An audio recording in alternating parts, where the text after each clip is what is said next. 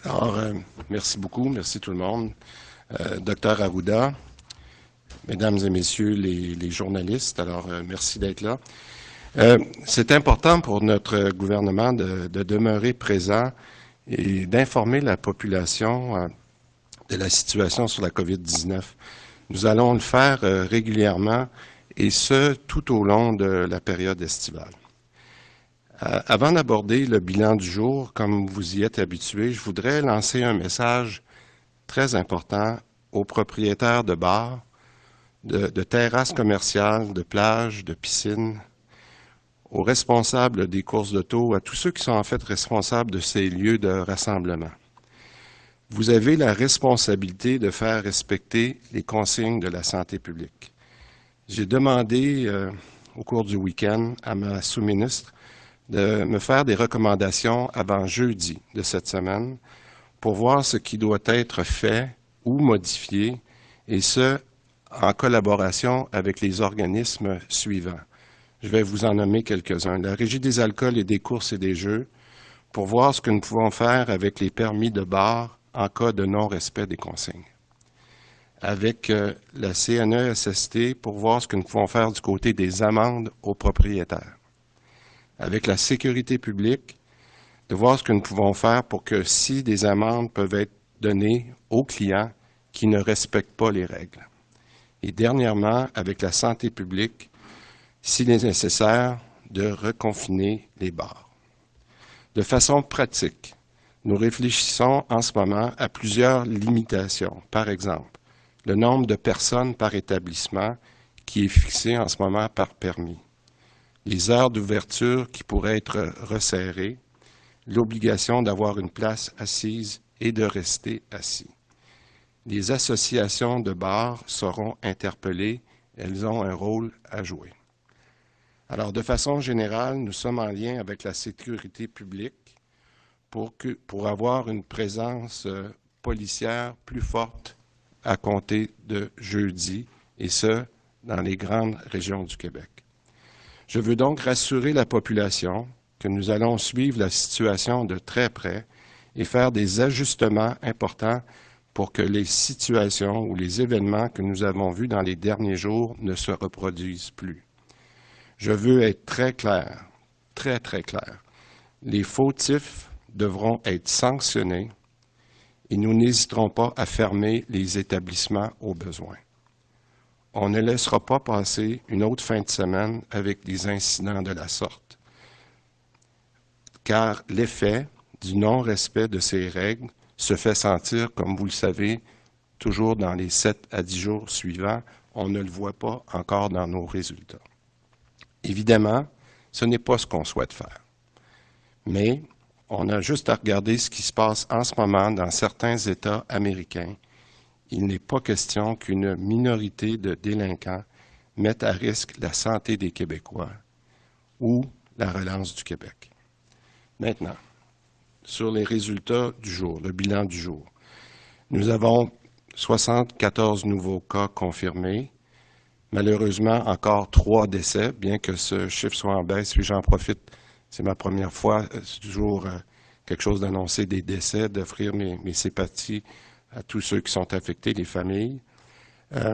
Malheureusement, encore une fois, nos hospitalisations, pour la première fois depuis plusieurs jours, sont en hausse de 6. C'est peu, mais c'est un renversement de tendance. Souvenez-vous que nous avons eu une baisse des hospitalisations depuis plusieurs semaines et le nombre de personnes aux soins intensifs est en réduction de 1.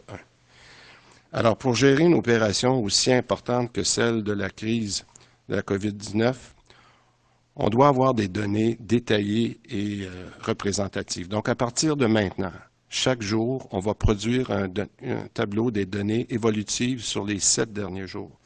Ce tableau va mettre en lumière toutes les données des derniers jours, quotidiens, ainsi que la variation par rapport à la veille, dans le cas des hospitalisations et des personnes aux soins intensifs. On doit observer la tendance qui se dégage sur plusieurs jours avec des données qui sont ajustées. C'est beaucoup plus représentatif de cette façon. Ce tableau, 7 jours, peut permettre notamment de voir des tendances dans le bilan quotidien du gouvernement. Je vous donne à titre d'exemple ce qui s'est passé au niveau des nouveaux cas chaque jour était sur une bonne tendance, mais on a vu quand même une augmentation cette semaine à 109. On va regarder ça de très près. Bon, vous avez aussi remarqué qu'à partir d'aujourd'hui, le nombre de prélèvements réalisés sera dans notre bilan quotidien. Cette donnée, contrairement aux autres, par exemple, qui sont disponibles dans les 24 heures, elle est compilée 2 jours auparavant, c'est-à-dire dans les 48 dernières heures, avec un délai de 48 heures. Pour le 4 juillet, on note qu'il y a eu 6105 prélèvements, c'est un jour de week-end, mais ça doit augmenter pour un total de 908 000. Alors maintenant, j'aimerais prendre quelques instants pour vous parler de nos actions qui concernent justement le dépistage. J'ai demandé à ce que la santé publique, particulièrement avec l'équipe du Dr Arruda et tout son groupe, de travailler de concert avec les PDG des CIS et des CIUS pour arriver ensemble à des solutions concrètes pour augmenter le dépistage. Ça doit se faire, ces deux groupes-là, ensemble. Je veux m'assurer qu'on ait les experts de la science, mais aussi les experts de la logistique. Pour moi, et pour tous et tout notre gouvernement, c'est le nerf de la guerre pour préparer à une potentielle deuxième vague et être en avant de la parade et non réactif. Tous ensemble, on travaille à ce que la stratégie de dépistage soit efficace et opérationnelle. C'est ce qui nous permettra de protéger les personnes les plus vulnérables et de sauver des vies. Enfin, dans les dernières semaines, le Québec a graduellement procédé au déconfinement de divers secteurs. On ne doit surtout pas relâcher nos efforts pour autant, on doit continuer de respecter les règles. Le docteur Arruda l'a dit à maintes reprises, il faut se laver les mains, respecter la distanciation physique de 2 mètres, porter le masque lorsqu'on est dans des situations où on ne peut pas le respecter le 2 mètres, dont le transport en commun. Alors, en terminant, je dis à tous les Québécois de garder courage. L'été est bien amorcé et de profiter de ce beau temps pour se détendre, mais surtout en demeurant prudent le plus possible. Now, a few words in English. Before addressing today's result, I would like to reach out to owners of bars, commercial terraces, beaches, swimming pools, and managers of racing events, to everyone in charge of those venues with people, where people gather. Your responsibility is to ensure that public health directives are complied with. We are considering many alternatives and will come back with directives this week to inform how those directives can be enforced.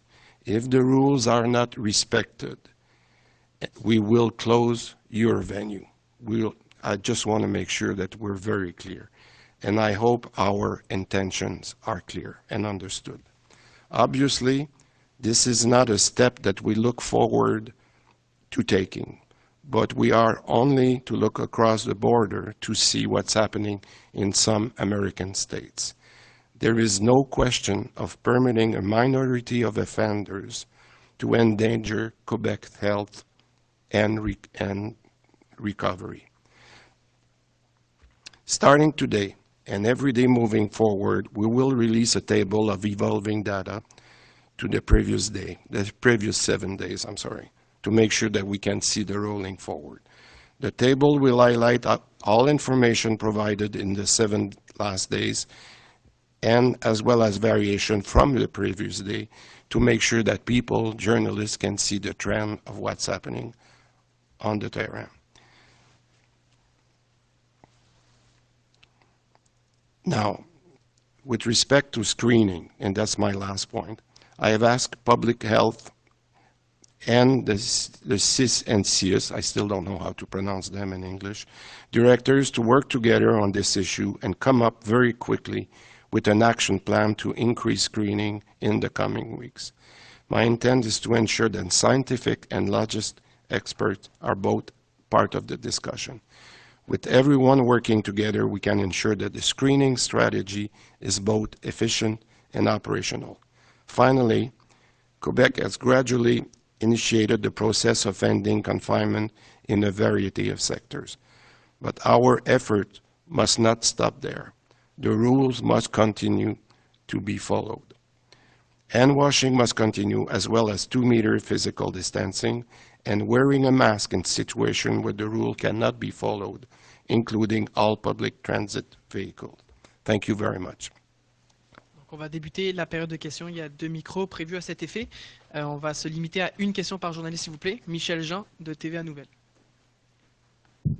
Bonjour, M. Arruda. Bonjour, M. le ministre. La question sur le masque, j'imagine que vous y pensez, mais pourquoi pas imposer le port du masque obligatoire dans les lieux publics, comme le fait l'Ontario, comme le font certains États américains? Puis en même temps, est-ce que le Québec, actuellement, on rit beaucoup des Américains là, de ce qui se passe là-bas, mais est-ce que, comme Donald Trump, le Québec envoie pas un message un peu mixte? C'est-à-dire, vous dites que c'est important le masque, il faut le porter, mais c'est pas obligatoire. Si on a la ceinture de sécurité sur notre véhicule, c'est important, puis si on ne le porte pas, on a une contravention. Alors, vous dites aux gens c'est important, mais il n'y a pas de conséquences, et on l'a vu. Et là, vous choisissez de vous attaquer aux bars, aux propriétaires, etc. Mais les citoyens que vous appelez à la responsabilité depuis le début, je ne pense pas qu'il est temps d'adopter des mesures plus strictes là-dessus, ou d'être plus, je ne sais pas, plus clair. Je vais laisser le docteur Arruda, parce que, comme vous savez, on a toujours suivi les recommandations de la santé publique. Mais le fait, je veux revenir parce qu'on en a discuté plusieurs fois, on se fie à la bonne gestion des gens, à l'intelligence des gens. Nous avons dit que si les tendances dans les données nous montraient qu'on a un danger, nous allons changer ou modifier notre politique. Jusqu'à maintenant, nous pensons que ça a été la bonne chose. Je vous dis qu'on va suivre de très proche, ce qui va se passer dans les prochaines semaines, parce que des événements, comme nous avons vu dans les bars en fin de semaine, ne sont pas acceptables. Juste une précision, c'est parce que la semaine passée, on était ici, puis il y avait le premier ministre Legault, vous étiez là aussi, Monsieur le ministre, puis là, on annonçait le port du masque obligatoire dans les transports publics dans 2 semaines, avec une période d'adaptation. Donc, on l'annonçait dans 1 mois. Là, on a vu tous les images de ce qui s'est passé, puis moi, j'ai entendu parler de beaucoup de gens qui sont fâchés d'avoir fait des efforts, puis voir ce qui se passe là-bas. Puis ce que vous nous annoncez, c'est que vous avez demandé à vos fonctionnaires, dans 4 jours, dans 3 jours, d'arriver avec des propositions. Fait que ça va arriver dans un autre 2 semaines, 3 semaines. On va être rendu à c'est un bon point. Je veux juste faire une précision. Ce qui est difficile en ce moment dans les bars, juste pour rester sur ce point-là de votre question, c'est qu'il est difficile pour les membres, par exemple, des forces policières ou de la sécurité publique, de mettre en pratique. Parce que ce qui a été dit dans les bars, c'est que les gens devaient respecter la distanciation. Mais imaginez-vous quand vous êtes un policier puis vous rentrez dans un bar, donc comment vérifier que ça c'est fait, c'est excessivement difficile. Alors, ce qu'on a demandé à nos fonctionnaires, pas dans un mois, là, dans les prochains jours, on en parlait ce week-end, on en a discuté ce matin, c'est de dire, dites-moi, est-ce que c'est une question de nombre de places? Est-ce que c'est une question de permis? Alors, je peux vous dire que d'ici jeudi ou plus tard, les policiers qui vont faire la surveillance durant les prochains jours vont avoir des mesures très claires et les gens qui ne respecteront pas, que ce soit les propriétaires, que ce soit les clients, il y aura des mesures très claires, pas dans des semaines, mais dans quelques jours. On va y aller avec Guillaume Bourgault-Côté du Devoir. Oui, bonjour M. Dubé. Qui appliquerait ces nouvelles directives ou ces directives plus claires? La police, les fonctionnaires, qui en réalité sur le terrain? En fait, si vous me permettez, c'est exactement ce qu'on est en train de regarder parce que lorsqu'on a eu des discussions avec les gens de la sécurité publique, comme je viens d'expliquer à M. Jean, c'est difficile pour eux de les appliquer parce que les règles sont un petit peu floues sur cet aspect-là. Je réexplique.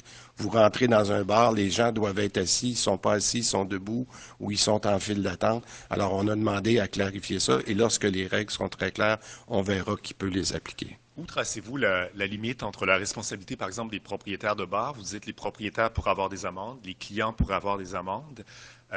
On a entendu en fin de semaine des propriétaires de bars dire on ne veut pas payer pour ceux qui sont délinquants. J'aimerais savoir où serait la limite entre un certain nombre, en fait, entre des amendes individuelles et le reconfinement général que vous évoquiez?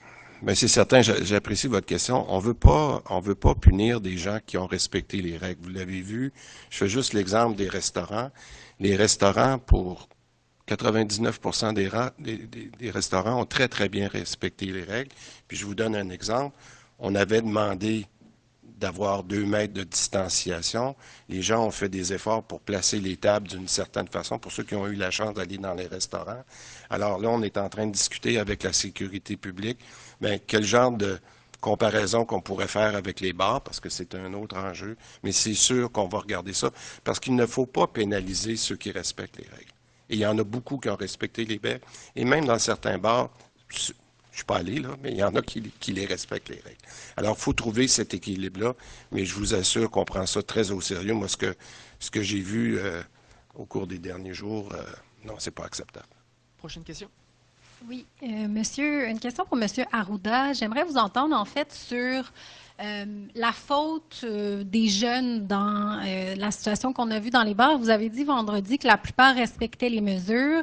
Il y a certains de vos collègues qui disent, écoutez, de façon générale, les jeunes ont bien compris le message. Est-ce qu'on peut aussi voir le fait qu'ils ont compris le message de la santé publique, c'est-à-dire qu'ils sont moins à risque? Écoutez, il y a toujours des interprétations, là, puis moi, je vais vous dire bien honnêtement, à regarder ce que je vois autour, je vois autant de personnes adultes que de jeunes ne pas respecter les consignes. Et là, j'aimerais ça aussi parler un peu du fait que c'est une responsabilité qui est partagée. Hein. Je ne sais pas si vous comprenez. Un tenancier de bar, par exemple, qui a mis en place les différentes choses en place. Le personnel essaye. Il n'y a pas toujours des policiers ou des bondsters à la porte là, pour protéger là, les éléments. Les gens se mettent à boire, ont des comportements difficiles, rentrent dans le bar, se mettent à danser, tout ça. Il y a aussi un rôle de la population. Je veux pas, et dans les faits, ce qui est clair aussi, on ne veut pas punir tout le monde, là, mais je vous le dis tout de suite, là, si les bars deviennent un milieu de transmission et qu'on a des épidémies, c'est clair qu'on va se mettre à les arrêter. Donc, on demande à la population de faire attention. On ne veut pas vivre ce qu'a vécu les États-Unis. On ne veut pas avoir des nids de transmission qui sont compliqués. Bon. L'autre élément, il y a des gens qui font des parties à la maison.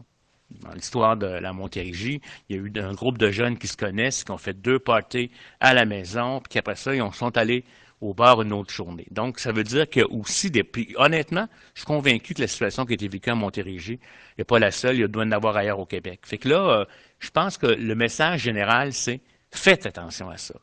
Il y a déjà plusieurs cas positifs. Donc, quand on vous disait que le virus circule, c'est que le virus circule. Et si on commence, avec tout ce qui s'en vient, même les week-ends, à avoir 30, 40, 50, 60 cas, puis qu'on n'est pas capable de contrôler pour faire l'enquête. Ici, on a été chanceux, on a recapé le groupe, on va être capable de les enquêter, de les isoler pour faire le traitement. C'est ça qu'on veut faire dans la deuxième phase. Mais moi, j'appelle tout le monde à le faire. Puis je ne veux pas dire que c'est plus les jeunes, que c'est normal quand on est jeune, on fait plus de parties que quand on a 85 ans. Comme tel, mais il y a eu des gens qui ont joué aux poches à la Saint-Jean entre eux puis qui sont contaminés, puis il y a eu des éclosions aussi. Donc, j'aimerais ça vous dire, je ne veux pas discriminer un groupe par rapport à un autre. Les jeunes ont bien répondu au confinement. Les Québécois ont très bien répondu au confinement. Là, j'aimerais qu'ils répondent bien au déconfinement conditionnel, qui veut dire port du masque, lavage de mains, puis distanciation de 2 mètres. C'est pas compliqué. Distanciation de 2 mètres. Et si on ne fait pas ça, ben c'est tout le monde qui va payer pour. Et ça, inquiétez-vous pas que si ça devient un nid à éclosion, ma recommandation de fermer quoi que ce soit, on va le fermer. Ça, c'est clair. Mais je me fie sur que, puisqu'on puisse en profiter, à ce que les Québécois comprennent ces consignes-là. Et je demande aux citoyens et citoyennes et aux entrepreneurs, les entreprises qui font un travail, d'essayer de respecter ça. Sinon, tout le monde va payer pour. Parfait. Rapidement, une dernière. Oui, petite sous-question. Il semble que le quart, 25% des travailleurs pouvaient revenir dans les bureaux, que ça devait passer à 40% cet été. Il n'y a pas eu d'annonce. Donc, est-ce que les travailleurs de bureaux peuvent rentrer au travail? Actuellement, la chose qu'on recommande, c'est le télétravail, là. S'il y a des annonces, il faut suivre les choses qui vont venir au cours des prochains jours et semaines. Il y a effectivement des plans pour un retour progressif, pour repartir une certaine, je dirais, section de l'économie, encourager fortement le télétravail, mais effectivement, c'est des choses qui sont regardées actuellement et qui seront annoncées en moment opportun. Pierre Saint-Arnaud, La Presse canadienne. Bonjour, Dr. Arruda. M. Dubé. M. Dubé, j'aimerais que vous nous clarifiez les points suivants. Quand vous parlez de sanctions, On parle d'amende aux propriétaires de bars, d'amende aux clients. Est-ce qu'on parle d'amende lourde? Quand on parle de retirer le permis, on parle de retrait temporaire. Est-ce qu'on parle de fermeture à la pièce ou sectorielle? Parce que tous ces éléments-là, là, je vous assure que tous les tenanciers de bars sont accrochés à la réponse à cette question. Et c'est ce qu'on clarifiera jeudi. Je vais être très clair aussi que j'ai demandé, je l'ai expliqué tout à l'heure, que j'ai demandé au ministère, à ma sous-ministre, de regarder avec les différents responsables, je les ai nommés, là, la régie des courses, la régie des alcools, avec la CNESST, avec la sécurité publique, de regarder est-ce que c'est une mesure, plusieurs mesures, qu'est-ce qu'on peut faire avec les heures d'ouverture. Je veux avoir une discussion cette semaine avec l'Association des propriétaires de bars. Je veux les entendre parce que ce que je comprends, c'est qu'il y a très peu de délinquants, mais malheureusement, c'est ces cas-là qu'on a entendus. Alors donc, on va être en mesure de vous revenir, mais on veut que ça soit clarifié dans les prochains jours. Je vais juste vous poser une autre question. Là. Avec l'arrivée des gens de la Croix-Rouge, qui est progressive, mais le retrait des forces armées, qui est à toute fin pratique complet, là, sauf quelques exceptions là, dont on est au courant, ça crée un vide, là, un vacuum entre le moment où les 900 de la Croix-Rouge, là, c'est prévu, corrigez-moi si je me trompe, c'est le 29 juillet, c'est point je ne m'abuse. Il y a une espèce de trou là, où est-ce qu'on revient à la normalité, entre guillemets, c'est-à-dire qu'il manque de monde actuellement dans le réseau, dans les CHSLD. Comment est-ce que vous êtes en mesure de gérer ce manque-là qui va durer au moins jusqu'à la fin du mois? Bon. C'est un très bon point, mais je vous dirais, il y a deux éléments. Il faut voir aussi qu'au cours des dernières semaines, on est quand même parti de environ 14 000 personnes qui manquaient dans le système. On a eu plusieurs retours. Vous le savez, vous l'a mentionné, je pense qu'on est rendu à un petit peu plus que 4 000 personnes, alors que dans le pic, on a été à 12 000, 10 000 personnes qui manquaient. Donc, il manque il y a beaucoup de retours de nos employés. Alors, c'est une combinaison où on pense qu'avec plus de gens de la Croix-Rouge, il faut penser aussi que d'ici quelques semaines, les premiers personnes qui sont formées, les PAB qui sont en entraînement, vont venir suivre des cours où il va y avoir l'aspect pratique, donc ils vont être sur le terrain. Moi, ce que j'entends, puis c'est un suivi qu'on fait, c'est qu'on n'aura pas de découverture au niveau de nos employés avec la combinaison des gens de la Croix-Rouge et du personnel qui est en entraînement dans nos PAB. Alors, c'est 4 000 qui en ce moment, c'est à peu près 4 000 personnes, mais au pic, rappelez-vous des points de presse qu'on avait au mois de mai, là, on parlait de 12 13 000 personnes qui manquaient. Donc, il y a eu quand même un retour, autant des personnes qui sont maintenant soit guéries ou qui étaient à risque qui ne le sont plus. Alors, je pense qu'on a eu quand même un très bon retour de notre personnel qu'on apprécie d'ailleurs. On va y aller avec Annie Guillemette de Cogeco. Bonjour. Juste pour faire suite à la question de Pierre, justement, sur les primes que vous avez offertes aux gens qui vont encadrer les gens qui sont en formation sur le terrain, donc qui en ont déjà plein les bottes, comme on dit, sur le terrain, ça a été reçu so-so. Est-ce que vous prévoyez revoir quelque chose ou cette prime-là de 5 $ l'heure que vous aviez offert? Bien, écoutez, c'est une prime qui nous a été demandée pour tenir compte de l'importance d'avoir une formation pour les jeunes, mais d'avoir une formation qui est sur place. Je pense qu'après l'avoir discuté, et là, c'est mon ancien rôle au Trésor qui ont trouvé avec les gens de négociation le compromis correct. Mais c'est sûr que toutes ces primes-là, je le répète, sont temporaires. Puis ce qu'on aimerait mieux, c'est avoir une entente globale. Alors, donc, de mon ancien discours, je vous dirais que de façon temporaire, on a trouvé une solution. Mais je pense que, et on le fait là parce que j'ai eu une discussion en fin de semaine, je veux dire vendredi dernier, avec Mme Lebel, puis tout le monde met les efforts pour faire avancer les négociations le plus rapidement possible. D'accord. Ma vraie question, c'était qu'est-ce qu'on fait avec les délinquants de la fin de semaine? Vous parlez au futur, on va avoir un plan, les délinquants seront sanctionnés, mais ceux qui, en fin de semaine, n'ont pas répondu, entre guillemets, à la commande, est-ce qu'ils seront sanctionnés, eux? Bien, je vais laisser le docteur Arruda vous dire un peu l'enquête qui est en train d'être faite, parce que je pense que c'est important d'avoir les faits avant avant d'aller plus loin. Je vais laisser Effectivement, commenter. il faut comprendre que dans plusieurs situations, les équipes de santé publique, quand ils ont été au fait de l'enquête, sont rentrés en contact avec les propriétaires de bars. Ça a été vrai aussi dans la région de Saint-Jérôme, comme ça a été vrai, etc., pour observer ce qu'il en était. Vous savez, il y a des pouvoirs. La SNES, si jamais on se rend compte que les gens n'ont pas appliqué ou n'ont pas mis les choses en place, peut agir avec des amendes, etc.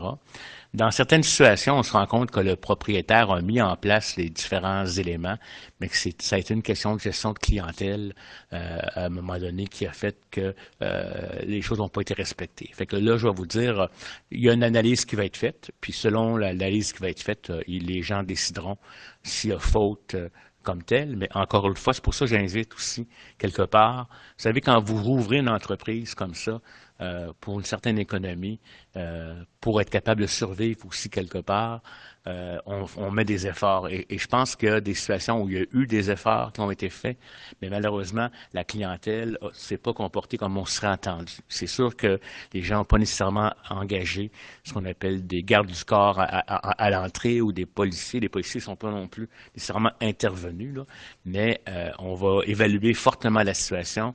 Comme dit le ministre de la Santé, là, les acteurs qui sont responsables des guides vont se voir, vont voir c'est quoi les différentes stratégies. Il n'y a personne qui a envie de dire on va fermer les bars pour fermer les bars parce que c'est des méchants, etc. On ne veut pas pénaliser justement tout un secteur d'activité parce que certains sont en termes de délinquance, mais on ne peut pas tolérer ça en termes de risque d'épidémie. Vous comprendrez que tous les Québécois qui ont fait des efforts antérieurement ou qui font encore des efforts, quand ils regardent ça, ils se disent mais ça va-tu annuler tous les efforts que moi j'ai faits?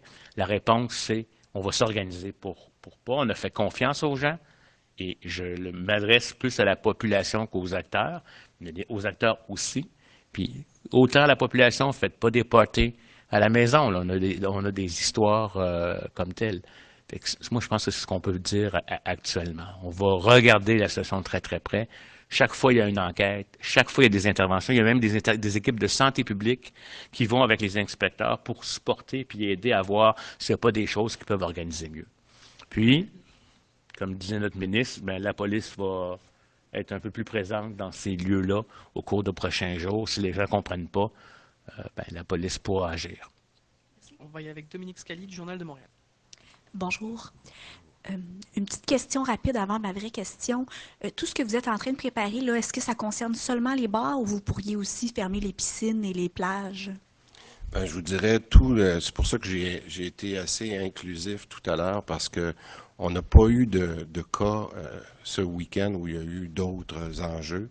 Mais c'est évident que, puis on le comprend là, avec les belles journées qu'on a en ce moment. C'est pas toujours facile de respecter ces règles-là. Alors, c'est pour ça que je demande aux gens, aux propriétaires de ces différents événements-là, de mettre en place les correctifs qu'il faut. Parce que c'est pas toujours une question de mauvaise volonté, mais quand les gens sont debout, puis etc., c'est pas facile. Alors donc, on est inclusif dans notre commentaire et c'est pour ça qu'on va s'assurer que les gens comprennent bien. Parce que je vous dirais que la pire sanction, c'est les jeunes qui ont été contaminés en fin de semaine. Ça, c'est la pire sanction. C'est des gens maintenant qui sont soit à l'hôpital ou qui sont en examen, puis ça va changer leur vie. Alors, je pense que ces gens-là doivent y penser aussi. C'est pour ça qu'on appelle à la responsabilité de la population. Donc, vous pourriez fermer des piscines et des plages aussi? Bien, écoutez, si les gens, malheureusement, si les gens ne respectent pas les règles, il va falloir le faire. Il va falloir le faire. Maintenant, ma vraie question, justement, pour faire du pouce sur ce que vous disiez, là, les tenanciers qui essaient, qui ont mis des mesures, mais que c'est la clientèle qui ne répond pas. On a recueilli justement plusieurs témoignages de tenanciers en fin de semaine qui disent on veut bien, on essaie, mais on a besoin d'aide parce que la pression de la clientèle est tellement forte. Est-ce qu'il y a des choses qui peuvent être faites justement pour aider les tenanciers à garder les troupes dans le bon chemin? Par exemple, on me nommait là, des affiches du gouvernement qui pourraient être placées dans les bars ou encore des patrouilles de sensibilisation.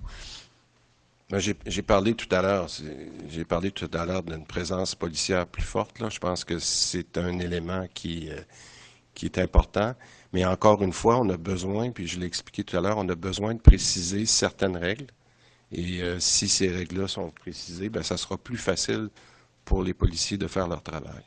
et si vous me permettez, M. le ministre, aussi, les équipes de santé publique qui s'occupent de santé au travail, qui sont habituées à conseiller les entreprises sur les différentes modalités, vont aussi regarder la situation pour voir s'il n'y aura pas des éléments supplémentaires qui pourraient être faits en termes d'aide comme tel.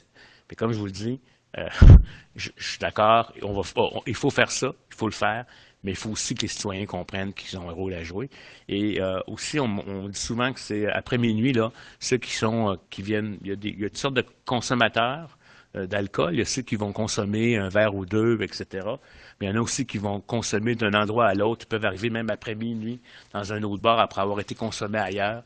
Et ça, si jamais c'est une pratique qui est trop courante, ben il y a une façon de faire, c'est de fermer à certaines heures. Je ne suis pas en train de vous dire que c'est ça qui va se passer, mais on va regarder la genèse des choses, puis essayer d'arriver avec des solutions, parce que il faut aider, il faut que tout le monde s'aide mutuellement là-dedans. Prochaine question, François Carabin du journal Métro.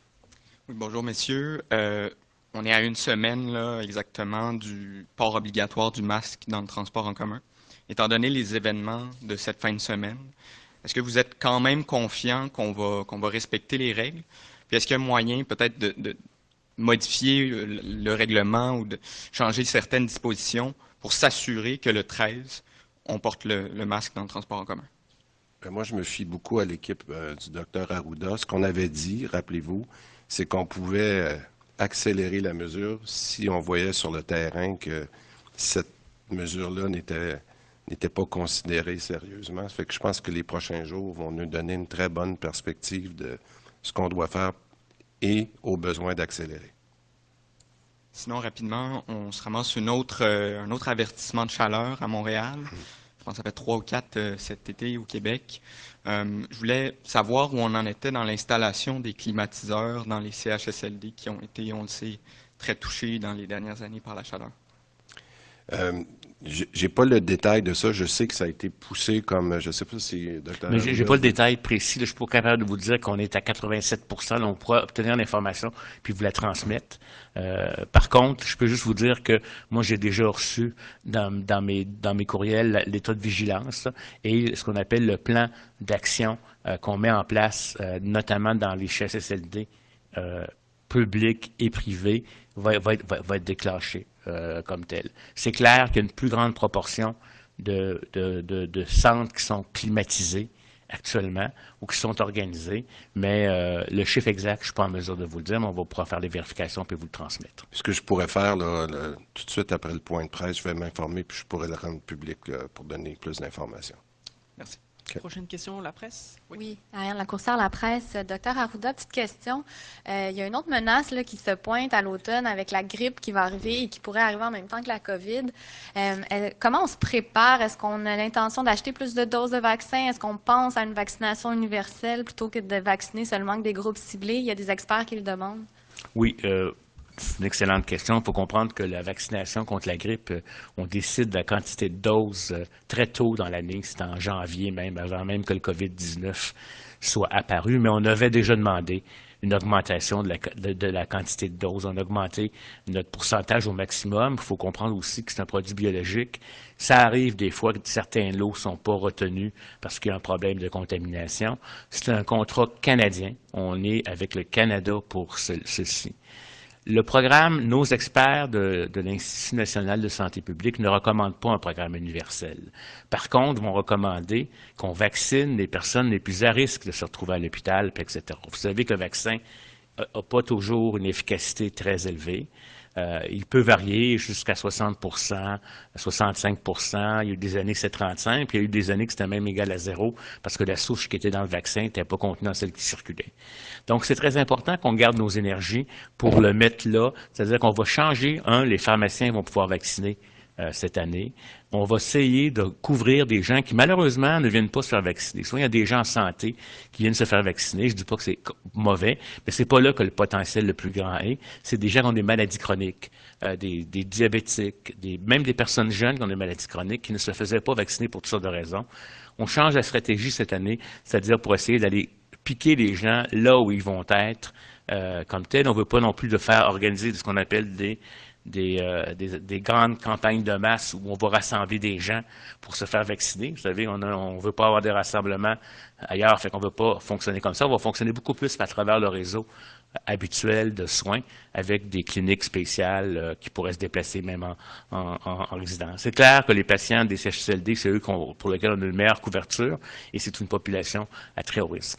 On va beaucoup surveiller aussi ce qui circule dans l'hémisphère sud pour voir et je vous dis que si on maintient la distanciation de 2 mètres, qu'on se lave les mains puis qu'on perce le masque, on va peut-être avoir une saison de grippe qui pourrait être décapité, ou du moins diminué, comme on l'a vu, nous, cette année où on avait de la grippe en avril, puis dès qu'on a mis les mesures, ça a chuté. Ça pourrait être intéressant de le voir, mais le vaccin fait partie de la solution aussi.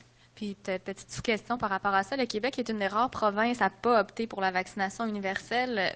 Pourquoi? Vous dites que les experts ne le recommandent pas ici? À ma connaissance, la seule province qui opte pour c'était l'Ontario. Les autres provinces, Colombie-Britannique, comme nous, vont par des programmes à haut risque, parce que l'objectif de notre programme n'est pas d'empêcher la grippe dans la population générale. On n'est jamais capable de le faire. C'est de cibler nos doses pour les personnes qui ont des risques de complications. C'est sûr que c'est pas drôle de faire une grippe, même quand on est un jeune adulte, mais la probabilité d'être hospitalisé, de faire une pneumonie, d'avoir une complication n'est pas la même. Donc, c'est le choix du Québec, c'est le choix de nos experts, de l'Institut national, compte tenu aussi, je vous dirais, de la quantité de doses qui est disponible sur le marché international, mais aussi de l'efficacité du vaccin qui peut être des fois de 35 %. Et à ce moment-là, on veut vraiment concentrer nos efforts sur les personnes les plus à risque. On va passer aux questions en anglais. Questions in English.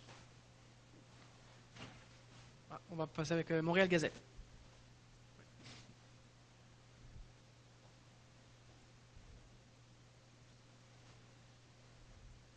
Good afternoon. Mr. Dubé, you said today that you wouldn't hesitate to close bars. What would it take for a bar, do you think, to do for that to happen? Well, as I said, if you don't mind, that we are looking at first to make sure that the rules can be, the restriction can be implemented. One of the issue, especially with bars, is very difficult for people that are standing up to respect the 2 meters distanciation, especially if you move around the bar. So one of the measures, as I've explained, would be to consider the limitation in the number of people within the permit. As an example, if you have a permit that has been issued for 250 people, and what we're asking is, could that be reduced to a certain number of people, less person? And if that number of person is not respected, then it's easier for us to say, well, you're not respecting the law, which is very difficult right now. So this is the reason we've asked our people at the different organisms to make sure that they make those recommendations to us very quickly, and I've asked for that issue to be done by this Thursday. And Dr. Ruda, you talked about the capacity of the contact tracers. Right now, we're able to trace all the contacts, but what would you be worried to see? How many of these types of outbreaks do you think the system could handle before we'd have to talk about a shutdown again? In fact, we are actually in control because we are even able to talk to those 60 persons and see their contacts and everything. And we have we call a mobilization plan of resources that we can catch up if it's going to be there. But my preoccupation is not actually necessarily that. It's always an issue, human resources, but we can catch up people, and as you know, we have been incurring a lot of cases during the springtime, more than this. My problem, if there is a lot of small outbreaks appearing everywhere in Quebec, that makes the curve that is going down going up even before the second wave, and that is a bad thing. And that would be necessary to have a specific analysis where are the risk places to happen. Is it on working places like abattoirs or I don't know? It's need to be an epidemiology analysis, but it's clear. It's clear if there is places where there is outbreaks that we cannot control and there is transmission, we will have to do intervention. Could be regionally, could be specific, or it could be a complete shutdown of this sector, which is something we are not looking for, and why we are asking people to respect things. Next questions, Global News. Good afternoon. My first question is for Minister Dubé. I have a question about the Lakeshore General Hospital. The nurses in the ER staged 3 sit-ins over the weekend since they're short-staffed and forced to work OT. Many are at the end of their rope. The CEWS apparently waited 3 hours to respond all 3 times, which could have put patient care at risk. How concerned are you, and are solutions in sight for the ER nurses at the Lakeshore? Well, I'm very concerned with that. That's for sure. And what we are looking at, and that's the reason I spoke to Madame Lebel on Friday, to make sure that we accelerate, if we can, negotiation with La FIC, and to make sure that we find not only, as we have done so far, a temporary measure, but we need to find solution. I think we have demonstrated with les préposés aux bénéficiaires that we could find solution, and I think we can find also solution with nurses. So I'm assuring you that we are looking into this right now, very clearly. And my second question is for Dr. Arruda about the party that you mentioned earlier in English. So how concerned are you seeing that type of party happen more and more, and what are we doing to make sure that this doesn't happen? Well, first of all, yes, you know, I always told that we were deconfining, and we did it progressively, and we wanted to follow up what was going to happen. I'm asking Québécois to use the mask, keep a 2 meters distanciation, and wash their hand, and don't do those kinds of parties, because this is a risk of disease. This situation in Montérégie just explains us that the virus is there, because people have the impression there is no virus, we are in good shape, and let's have a party, 20, 40% together at home. This is a problem, because what we see now is kids, at least a good quantity of them have been infected through this. And that could happen everywhere. And you know, those parties are sometimes difficult to trace back people. So it's why I'm wondering, that I'm asking people, please, stay, if we want to go through a process, that we're going to go away from this first wave and prepare well to a second one. I think we must respect those 2 meters distanciation. That's the confinement, which is conditional, and these conditions are not here just for making people unhappy. They are there because if we don't respect them, we're going to have outbreaks, and that will be terrible. It will mean that even if we have not following the curve is going down, we will go up even before a second wave, even before influenza comes, cold come on it. Please, let's have good time in summer, but please stop don't stop the distanciation, because we will have to go back, and I don't think anybody would like to come back to something that we're going to close things. We'll go with the CTV now. Next question. You had 2 questions. We just have time for you. Quickly. You are looking into disciplinary measures or implementing any measures? Yes, we are. And I always told people I want to convince them before I go through, I would say, constraints. But if needed, as I recommend to stop all the economy of Quebec, I can certainly stop certain sectors if people don't oblige it. And I could say even to Quebecers, go back home if needed, because this is something of life or death. And the way you do it, you can have an impact to others. Next question. Hi. Given some of the behaviors that we're seeing in bars right now, do you regret at all your decision to allow them to reopen? I don't, for the moment, because I think that most of them have really, as the restaurants, apply what is supposed to be, okay? And I always thought, as anything, that if we make something and we see that there's a problem, we couldn't go back. So I think that was not a bad decision, because even I could say, If I say that, I would say that how come anybody is wearing masks, actually, even if I recommend it for months? I would say our cubicles are not doing what we're supposed to do. And I understand the feeling that the people have with the summer, but I'm telling you, if people don't do what is supposed to be done, because it's not only your life, but the life of others that will be in measure, I will be a bad boy. I can be a bad boy, very bad boy. But I don't want to be a bad boy. I want people to understand, because mostly people understand. And the problem is that we focus on the ones who don't do it, but the ones who don't do it, we will make sure they will do it. Okay, and I also have a question for my colleagues at CTV National. Hundreds of scientists say that the virus is airborne, and they're calling on the World Health Organization to revise its recommendations. What is your position on that? You know, there is always this debate about airborne or droplets type of thing. And the ones who work in labs are telling that there is some aerosol that could be airborne. I think there is a mix of both, okay? But most of the transmission, okay, if not more than 95, is going to be done by droplets, okay? Because that's what the epidemiology told us.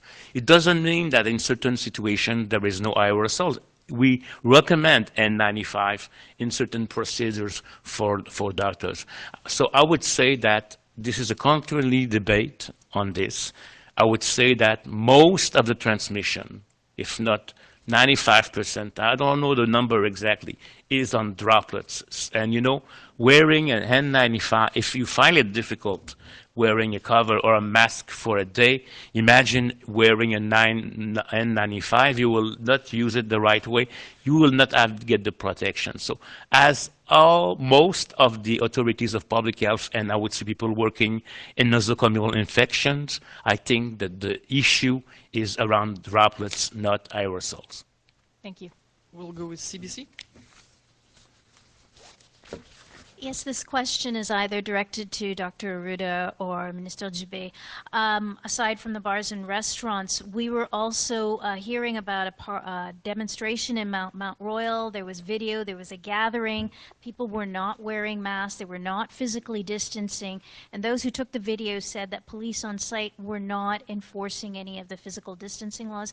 We have to kind of find out why police weren't doing that, but I guess what more can you say and do to ensure that people are following the rules? Because almost every news conference you keep saying we cannot let our guard down. So what more, what more can you do? How much farther is the ministry, is public health willing to go? You want to answer that, or I can complete? Okay.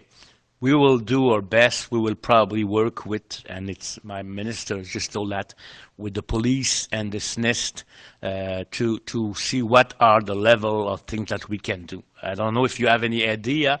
If somebody got the good idea, please tell me. But I think that actually, as nobody has really followed, and not everybody, most of people are following, but some are not, we will have to be more tough. That's what I want to say. I don't like to be tough. I do prefer people understanding, but because their way they act, it has an impact to others, I think we must be trying to find a way to, it's going to be through, I would say, police coming, putting some persons away and giving probably some fines. And Mr. Dubé, what message do you want to say to bar owners and those who weren't following the rules with the kind of conversations you're going to be having over the next couple of days? Because right now you just said you don't want to penalize the majority of people who are following the rules. What is the message that you're telling them right now? Well, the message is very clear, as I mentioned, is we will have to make sure we make them to close if we need to make them to close. I'm going to be very clear on that. Now, what we're going to do in the next few days is to make sure that we have applicable measures before closing. As I expected, or as I explained, sorry, if, for example, a bar has the possibility to have 250 people, we'll see if we can decrease this number. If they're not following the rule, can we remove the permit? This is what we're discussing with our internal people. So the message to bar owners is very clear. If they're not following the rules, we'll have appropriate measures coming from reduction of their capacity, reduction of hours, or shutting down their operation. And even clients, like who were at a house party and frequented a bar? Well, we're dealing with the bars right now and that's the reason we want to see what happened in the last weekend, what exactly happened. This is what Dr. Zaruda team is looking at. But I think people also have a lesson of what happened this weekend. I think for those youngsters that are now infected, they probably didn't think, like many people, that this crisis was away. But it's not the case. Unfortunately, it was just waiting for this to happen. So I think that's very important. I think we're getting a very clear message that we need to do something. I would urge the population to collaborate. I would like, if possible, that next weekend we don't see what we've seen this weekend, even in plage and at beaches and everything. I will like it, and I would like that the ones who want to be protected express themselves by wearing a mask, you know.